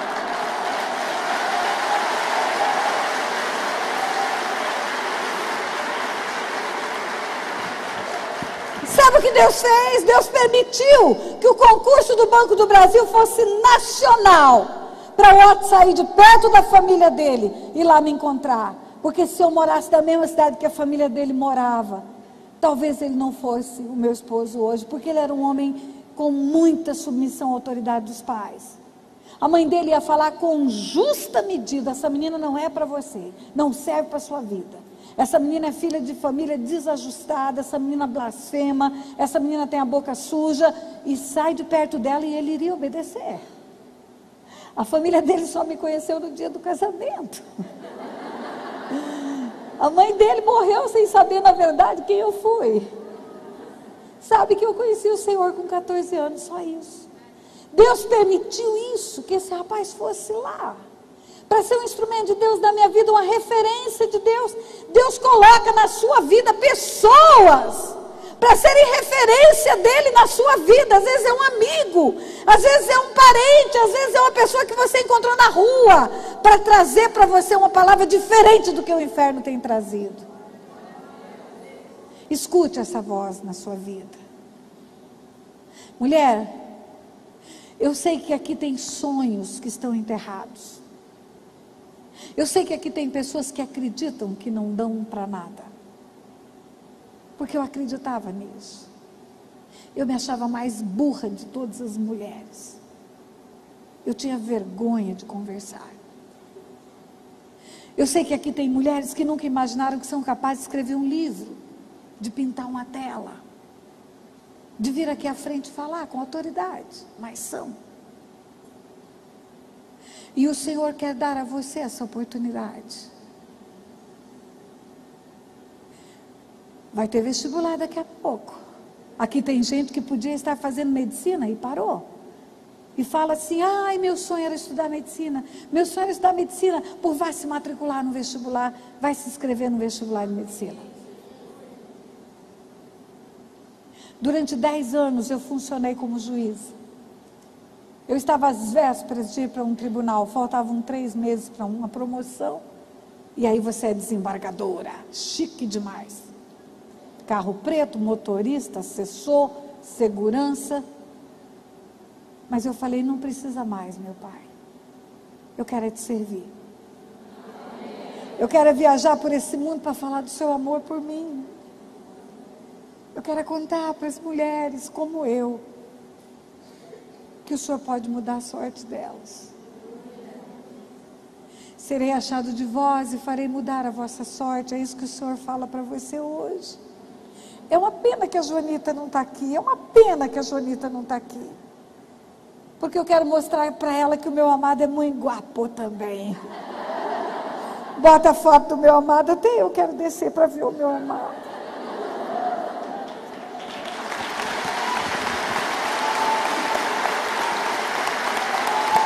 Bota a foto dele, minha irmã. Olha lá.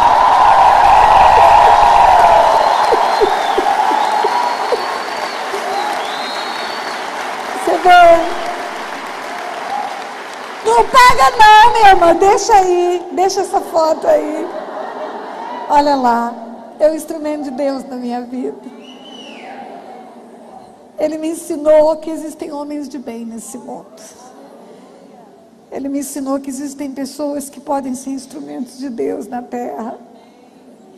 Ele me ensinou que nós somos preciosas, muito preciosas para Deus.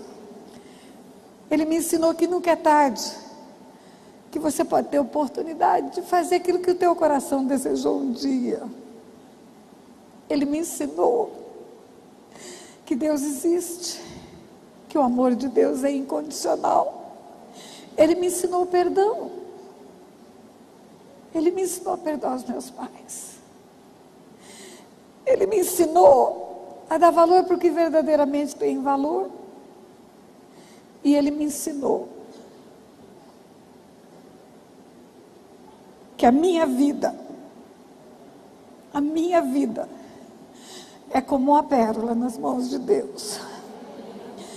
Deus usou as feridas, Deus usou os machucados e fez uma joia.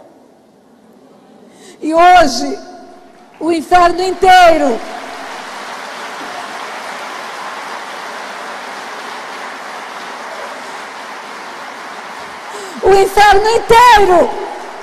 pode se levantar e dizer, você é burra.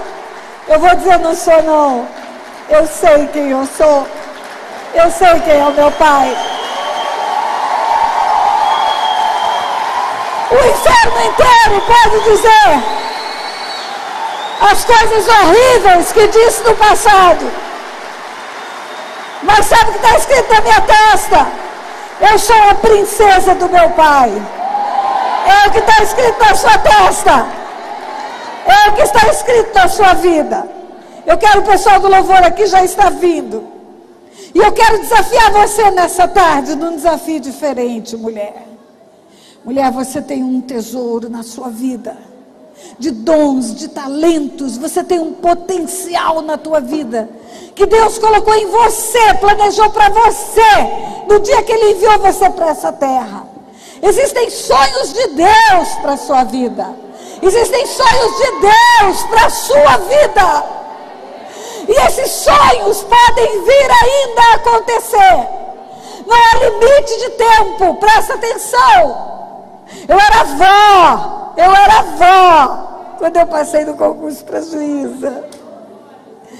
Não há limites para você. Eu escutei a minha irmã Jonita dizer que veio aqui há 5 anos. Daqui 5 anos, quem sabe Deus me traz de volta aqui.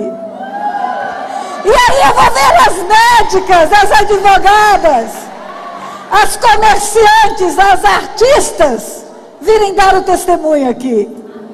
Os sonhos de Deus para você são mais altos do que você imagina. Volto a dizer para você, se um anjo de Deus aparecesse naquele lixo e falasse para mim que tudo isso ia acontecer, eu ia dizer impossível. Não tem impossível para Deus. Não há impossível para o seu Deus, para o meu Deus. E olha, eu vou dizer uma coisa para você. Quando na parábola do filho pródigo, o pai responde para o filho ciumento: filho, tudo que é meu é teu. Sabe o que o pai está dizendo para nós? Tudo que é dele é nosso. Ele nos deu a terra, o planeta para habitar. Todas as riquezas da terra Ele deu para nós. Deus não precisa de nada que há na terra. Tudo Ele fez para os homens. Ele nos deu o Filho. O Filho que morreu na cruz para nos resgatar. E vimos no primeiro dia ontem aqui muitas mulheres virem se entregar a esse Filho. Ele nos deu o Espírito dele habita em nós. Quando o Filho ressuscitou dentre os mortos, Ele deu o Filho outra vez, sabia? Porque está escrito que Ele ressuscitou, foi elevado à maior autoridade do universo, assentou-se nas regiões celestiais, à destra de Deus, e o Pai o deu para a igreja outra vez, para ser cabeça. Ele foi dado de novo, 2 vezes para nós. A Bíblia diz que o Pai deu os anjos a nosso serviço. A Bíblia diz que Ele tem uma eternidade preparada para nós. Você acha que esse Deus que já deu tudo isso, que não reservou nada para Ele, não quer dar para você toda a alegria da sua vida? Não quer realizar os desejos do teu coração? Agrada-te do Senhor e Ele satisfará os desejos do teu coração. Agrada-te do Senhor e Ele satisfará os desejos do teu coração. Eu vou desafiar você. Eu vou passar para o louvor para cantar. Não vou ficar ministrando aqui. Eu vou pedir a pastora André que venha ministrar. Mas eu vou desafiar você que tem um sonho que você já não acreditava mais nele. Você que desistiu de um projeto. Você vir pedir perdão e dizer: Senhor, eu autorizo o Senhor a agir de novo, para que se cumpra. Eu entrego para o Senhor de novo as possibilidades, porque o que eu mais escutei na minha vida foi que eu não seria nada, mas o Deus que eu sirvo é tudo, e nele eu tudo posso. Você entende? E não acabou não, ainda tem muita coisa para acontecer na minha vida. Não acabou não, eu ainda tenho 63 anos e ainda tenho muito que viver na vida.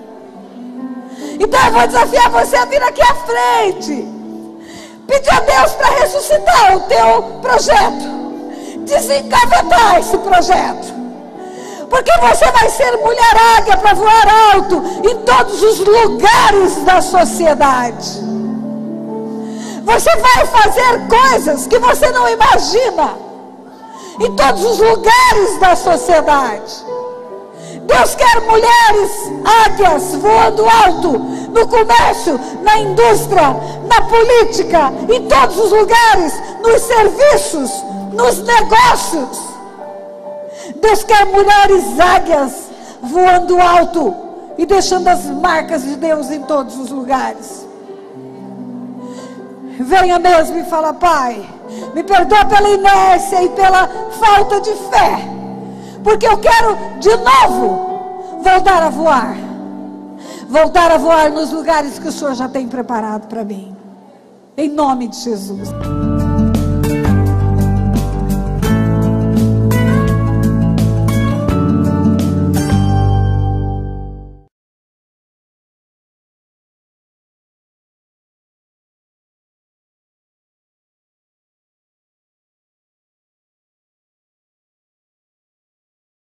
Por causa disso, mas criança não se incomoda. Mas quando nasce meu irmão, eu comecei a ter uma alegria especial. Era o meu brinquedinho. Era um bonequinho que tinha vida, na verdade. E no tempo que nós éramos criança, na cidade de Aquidauana, tinha água de poço no fundo da casa, cisterna, que você tira com balde, ou bota um cano e leva para a bomba e enche a caixa d'água. Na minha casa era com balde. Aí vem o encanamento para a cidade. E as pessoas que são cuidadosas tampam aqueles poços. Colocam tampa e faz lá um jardim, alguma coisa, enfim, esconde aquele perigo das crianças. Mas lá em casa não tinha esse cuidado. E um dia eu estava brincando no quintal da casa com meu irmão, ele já estava com 1 ano e meio mais ou menos. A empregada ficava até 3, 4 horas e ia embora. E eu já estava com quase 6 anos de idade. E de repente eu vi o meu irmão pendurado naquele poço. O tronco sobre o poço, sobre a borda, e os braços e a cabeça já para dentro e as perninhas para fora. E eu corri, puxei meu irmão pelas pernas a tempo dele não cair ali dentro. Naquele lugar, aquele tempo era lixo. A forma como a empregada estava entulhando aquele poço era jogando lixo da casa. Então lá tinha lata, tinha vidro quebrado, tinha lixo de banheiro e proliferava aranhas naquele lugar. De vez em quando a aranha caranguejeira saía, aparecia por lá de fora, e para a criança tudo é muito grande, porque é proporcional ao tamanho dela. Se o adulto vê uma aranha desse tamanho, a criança vê desse tamanho. Então eu tinha pavor daquele poço. Esse pavor era tão grande que eu à noite não tinha coragem de descer da cama para ir ao banheiro, porque na minha imaginação de criança ia ter uma aranha no chão, eu ia pisar e a aranha ia me morder, e também não havia ninguém que pusesse um interruptor para você acender a luz e ver que não tem aranha, e chamava a mãe está dormindo, não acorda porque toma comprimido para dormir, e aí eu dava um jeito e urinava na cama, nas beiradinhas da cama, fazia uma moldura de urina na minha cama. Cada noite urinava num cantinho, quando aquela moldura estava feita, urinando nos 4 cantos da cama, eu mesma arrastava aquele colchão fedido e punha no sol. Eu tinha nojo, eu me sentia suja, eu corria para o banheiro. Criança acorda e vai para o banheiro tomar banho, eu ia, porque eu sentia cheiro de xixi no meu corpo o dia inteiro. Mas quando eu vi o meu irmão pendurado naquele poço, foi pior do que o xixi. Eu imaginei que meu irmão fosse cair ali naquele lugar e fosse morrer. E naquela hora, com 5 anos de idade, eu tive noção do abandono que a gente vivia. Na minha cabeça veio: por que esse poço está aberto? Por que minha mãe está dormindo e nós estamos aqui do lado de fora, brincando nesse lugar imundo? E aonde que está o meu pai? Por que o meu pai e minha mãe não cuidam de nós dois como o vizinho cuida dos filhos? Por que o meu irmão fica jogado aqui comigo? Ele faz o que ele quer e ninguém vê o que está acontecendo. No Rio, o meu pai começou a beber outro tipo de droga. Não foi para o espiritismo, mas foi para a promiscuidade. Ele, que era um rapaz normal, um rapaz filho de família, começou a frequentar prostíbulos e procurar nas prostitutas o amor, o romance que tinha perdido lá atrás. De vez em quando ele largava minha mãe, ia embora, se apaixonava por uma prostituta. Naquele tempo tinha uma expressão: tirou da zona, tirava da zona de meretriz, um lugar próprio que elas ficavam, e montava uma casa e deixava minha mãe ir embora. Depois eu soube que a primeira vez que ele fez isso, eu tinha só 7 meses de idade. Agora, as crianças, elas não percebem muito as coisas, mas elas sentem. Não é à toa que quando Rebeca estava grávida e ela fala: Senhor, tem um tumulto aqui na minha barriga, o Senhor fala: tem 2 nações aí dentro do seu ventre e há uma contenda, eles estão brigando aí. Havia sentimentos no ventre daquela mulher, disputa. Também não é à toa que João Batista saltou de alegria no ventre de Isabel. As crianças têm percepção emocional no tempo da gestação. E quando elas são crianças, hoje a ciência prova isso. Se ela é largada no orfanato, ela desenvolve uma emoção carente de afeto. Se ela é tratada numa família, ela desenvolve bem-estar, autossatisfação, autoestima.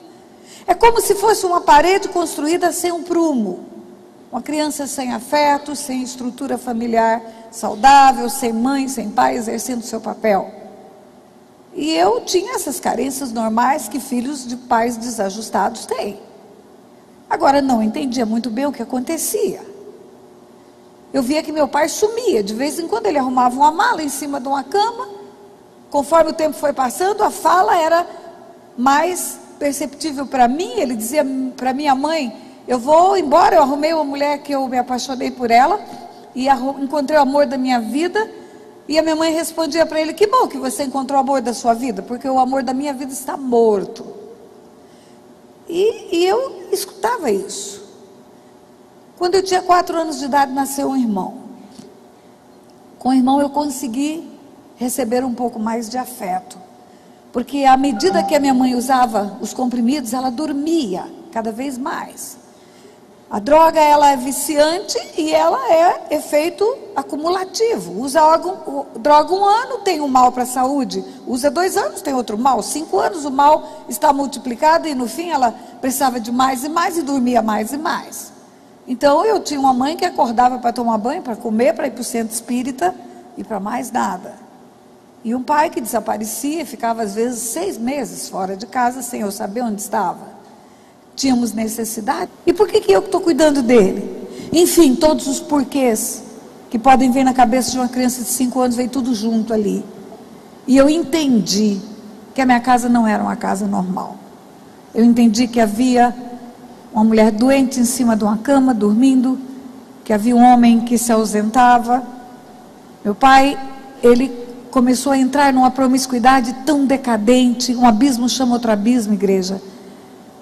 Ele tirava fotos em ato sexual com promíscuas prostitutas e trazia para dentro de casa.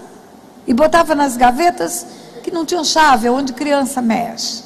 E por várias vezes eu vi aquelas fotos. Era como se Satanás quisesse usar aquela situação para afrontar cada vez mais o coração da gente. E a minha mãe não se importava quando ele voltava para casa.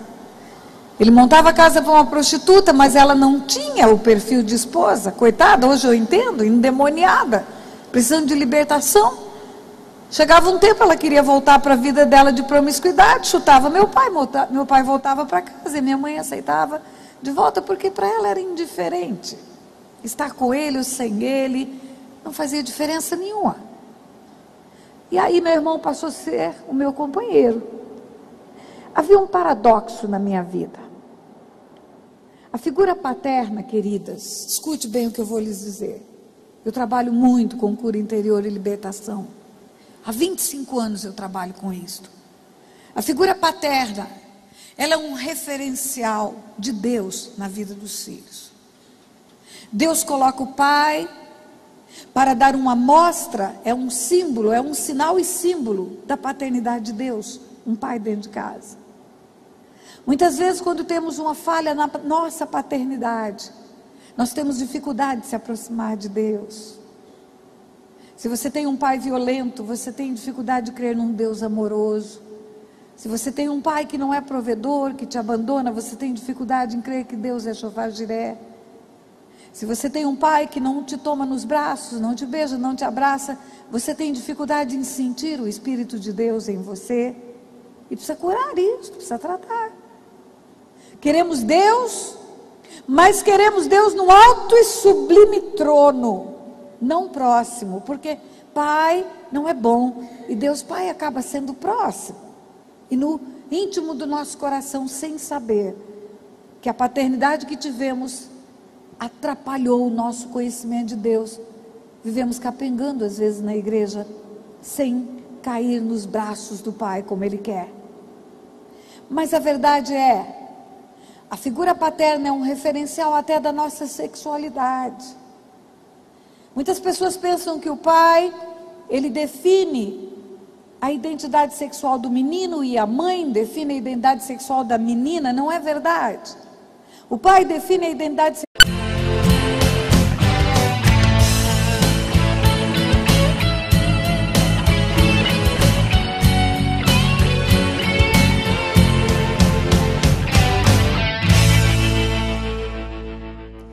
Grandes coisas o Senhor já fez nesse lugar.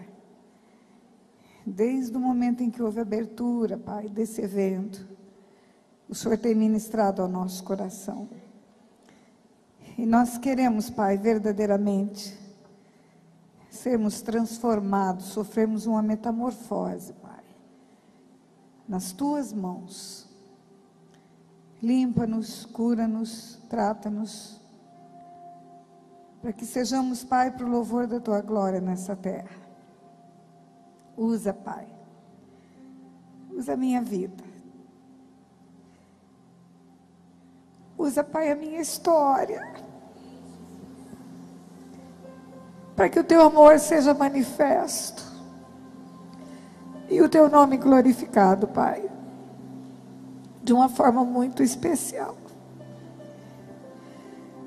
Senhor, prepara os corações como terra fértil, para que a palavra Tua semente, semente de vida, germine e dê frutos, Pai.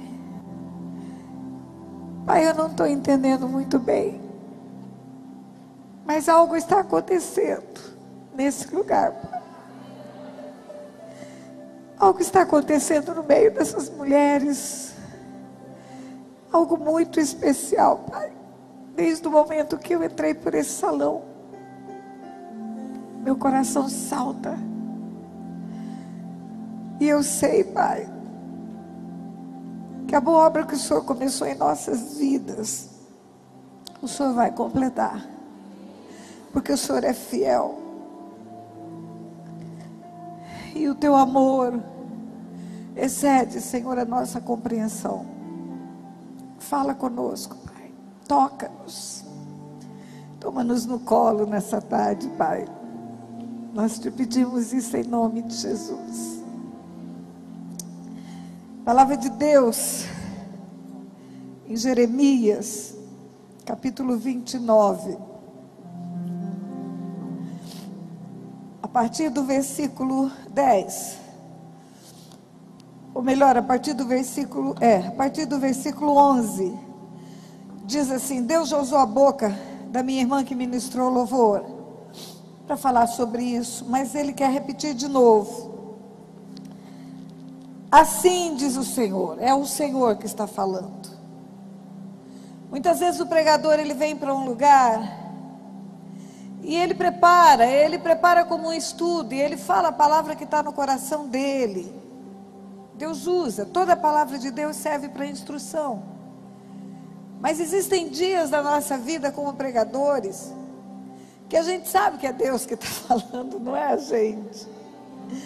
Então eu vou dizer assim, diz o Senhor: eu é que sei que pensamentos tenho a vosso respeito, diz o Senhor, pensamentos de paz e não de mal, para vos dar o fim que desejais. Então me invocareis, passareis a orar a mim e eu vos ouvirei. Buscar-me-eis e me achareis, quando me buscardes de todo o vosso coração. Serei achado de vós e farei mudar a vossa sorte. O Senhor diz para você, mulher: serei achado de vós e farei mudar a vossa sorte. E farei mudar a vossa sorte. O Senhor mudará a nossa sorte. Eu vou contar minha história para você, não porque ela tenha algum valor. Talvez a sua história seja pior do que a minha e tenha mais o que contar, mas para mostrar para você o que Deus faz, o que Ele pode, e que para Ele não há limite algum. Eu não nasci num lar cristão, como Joanita, que veio aqui contar da sua mãe pastora, ou como a minha irmã Andréia. Eu nasci num lar muito turbulento. Eu sou de Mato Grosso do Sul, da cidade de Aquidauana. E os meus pais se casaram numa circunstância muito desagradável. Meu pai era noivo, minha mãe era noiva, e por pressão das famílias ricas, os noivos eram pobres e os noivos suicidaram-se praticamente ao mesmo tempo. O noivo da minha mãe e a noiva do meu pai. E numa atitude de vingança, pessoas que não conheciam a Deus, eles resolveram casar e deixar as suas famílias. Os meus pais se conheceram depois do casamento. O casamento foi por procuração. Um advogado compareceu no cartório com a procuração do meu pai, representou meu pai no casamento com a minha mãe. Se um casamento onde há romance, onde há sonhos, projetos, os ajustes são difíceis. Imagine um casamento que tem como base vingança e completo desconhecimento do parceiro. Minha mãe começou a procurar o espiritismo, porque ela acreditava que o noivo morto, suicida, ia aparecer num centro espírita para ela. E à medida em que ela foi se frustrando porque não aparecia o noivo morto, ela começou a usar drogas. Eu estou falando de 65 anos atrás. Imagine uma mulher usando drogas há 65 anos atrás. Eram comprimidos, aqueles remédios que as pessoas tinham overdose.